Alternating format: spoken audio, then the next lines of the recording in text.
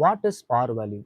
The original value of a company's shares decided by the company when it is created is called as par value.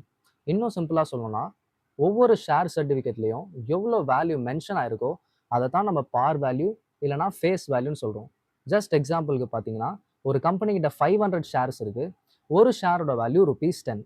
அப்போ இந்த ₹10ன்றது நம்மளோட பார் value இல்லைனா face value.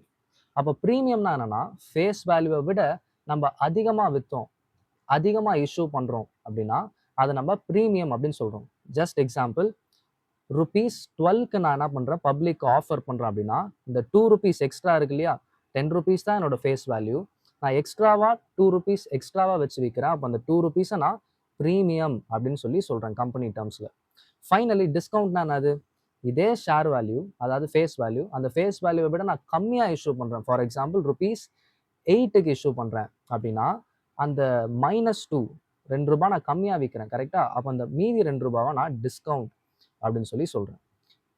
அப்போ par வேல்யூனா original value of a share, ப்ரீமியம்னா higher than the face value, டிஸ்கவுண்ட்னா lower than the face value.